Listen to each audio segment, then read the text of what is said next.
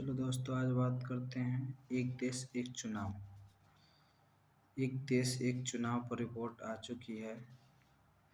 2 सितंबर 2023 से 191 दिनों तक व्यापक परामर्श किया गया है।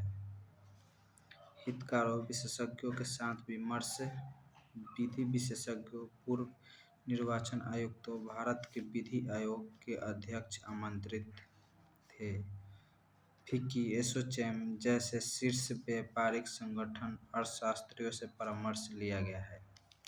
भारत निर्वाचन आयोग से भी मांगे गए विचार। 47 राजनीतिक दलों ने रखे विचार, 32 ने किया समर्थन।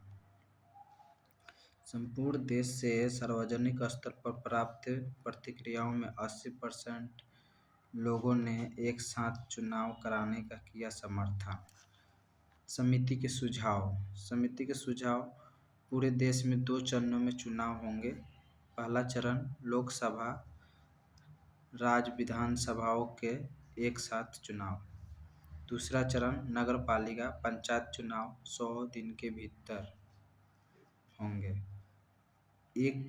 एकल मतदाता सूची। सभी तीनों स्तर के चुनाव के लिए एक ही मतदाता सूची और निर्वाचक फोटो पहचान पत्र होंगे। त्रिशंकु, अगर चुनाव हुआ उसमें त्रिशंकु बन गई सरकार या अविश्वास प्रस्ताव हो गया, ऐसी स्थिति में नए सिरे से चुनाव होंगे।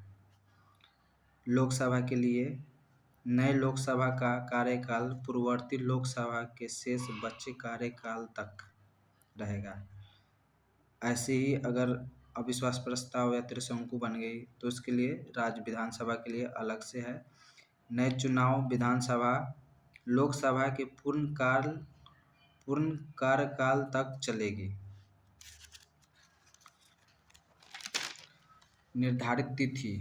आम चुनाव के बाद सदन की पहली बैठक में एक नियत तारीख तय होगी। अगले महीने में गठित होने वाली सभी राज्य विधानसभाओं के कार्यकाल केवल 2029 तक होगा, फिर एक साथ होंगे आयोजित। विधि आयोग के प्रस्ताव सहमति पर 2029 से हो सकता है लागू। दिसंबर 2026 तक 25 राज्यों में विधानसभा चुनाव कराने होंगे। मध्य प्रदेश, राजस्थान, तेलंगाना, छत्तीसगढ़ और मिजोरम विधानसभाओं का कार्यकाल 6 महीने बढ़ाकर जून 2029 तक किया जाएगा। उसके बाद सभी राज्यों में एक साथ विधानसभा और लोकसभा के चुनाव संभव होंगे। Thank you.